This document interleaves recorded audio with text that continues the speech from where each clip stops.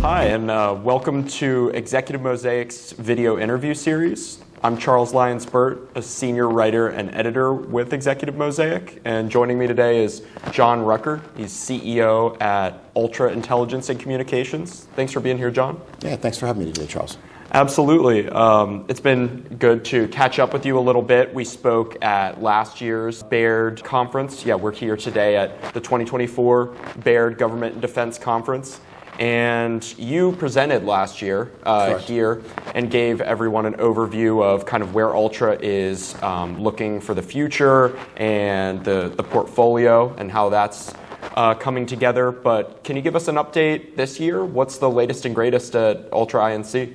Yeah, absolutely. So we have a number of really interesting things going on. First, we've successfully launched our continuous ATO for our ADC product, which you've seen in some recent news releases. And that's really significant because today when you update a software product, customers have to wait for you to go through a significant amount of testing, and then it can be a long time to get the updates that they need to their software so that they can meet a threat environment challenge of today, and sometimes they're waiting till tomorrow to get it.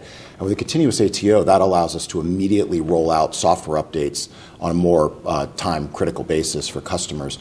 So that's been really, really interesting. At the same time, last year I talked about an investment we were making in a product called RAIN. So if ADC is our kind of universal translator for command and control systems, what RAIN does is expand it beyond tactical data links and radars to national assets. So you can pull in this data that typically has sat behind a wall that you couldn't get to. And now decision makers have that much more data at their fingertips. And then the capability also brings into it some AI-based decision-making aids that the user can have. So it puts in front of them, here are 3 courses of action based on all this data that the system will suggest, and then the user can decide, I want to use one of these or I don't. So we've really added some capability there.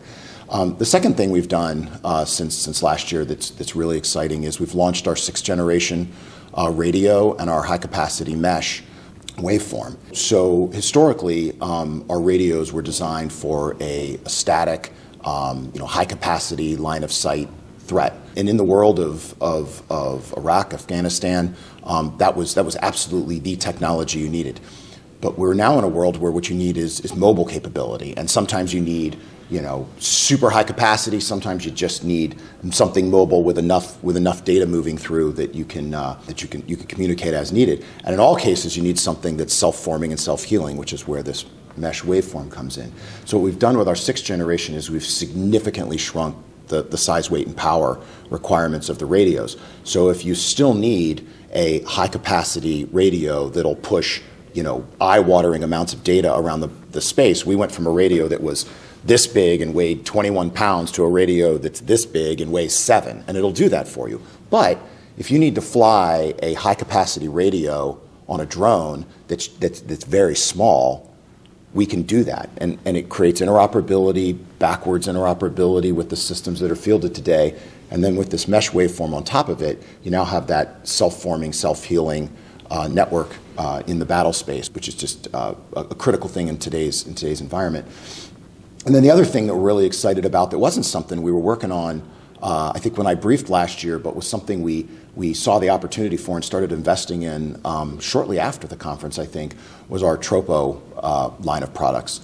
So today there was a really interesting conversation upstairs about space, and in particular this idea of a day without space. What happens when you don't have the SATCOM, the GPS that we're used to? Well, so troposcatter is something that has sort of slowed over time, that was purchased when we were not in a near-peer threat environment. But when you get into a near-peer threat environment where our ability to communicate with space assets can be threatened, you need solutions for a day without space, and that's essentially what troposcatter is.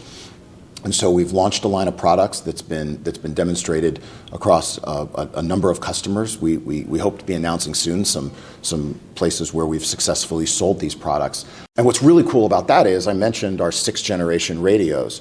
So today, if you own a troposcatter system, you own a separate modem, a separate antenna, and everything is separate. And now I've got my terrestrial comm system with radios and antennas, and it's all separate. Our radios are so capable, we can run the tropo waveform off of the radio. So if you're in an environment where your terrestrial radio is needed now, and tomorrow I need to turn on a tropo system, I can with a software change, I can repurpose the radio to now be running my tropo system. So it creates a lot of efficiency and ability to pivot. So yeah, it's some really exciting stuff we're doing. Yeah, very exciting. Super promising outlook there. So I guess looking forward a little bit in time, where do you see the company in maybe 5 years, and what are the steps you have to take to get there? Yeah, so we've been on an incredible innovation and growth trajectory. Since I joined the company about 2 years ago, we've done a lot of investment, and just kind of going back to those products we talked about. ADSI has historically been thought of as a tactical data link gateway. But the reality of it is, as I mentioned earlier, it's the universal translator that goes in the middle of a command and control system. And so as we think about a world where this JADC2 concept becomes more and more prevalent, the problem with most of the systems is not that they won't work together, they can't work together. ADSI, because of its nature of where it came from as a translator, is that universal translator you can put in the middle of those systems to make all the different systems talk to each other. So as we do that with our RAIN capability, we see that becoming prevalent in not just some of the major command and control systems, but all the major command and control systems over that time. And then as our next generation of radios come out, we have been absolutely in the high capacity line of sight world. We have been the dominant provider of radios for the Army and for the Marine Corps. And with the innovations we've made, we see ourselves moving to be not just dominant for high capacity line of sight, in big static locations, but across drones and vehicles and such, so that we are also in that mobile space and are dominating there. And as for tropo, there's really only a few tropo systems out there on the market, and what we're excited about is that ours is newer, it's more innovative, and the ability to work with those radios that we have, we think will really make it proliferate. And so we would like to move from being a new entrant, or our focus over the next 5 years, to move from being a new entrant in the tropo market to being the primary player in the tropo market. Yeah, absolutely. Well, good luck with that.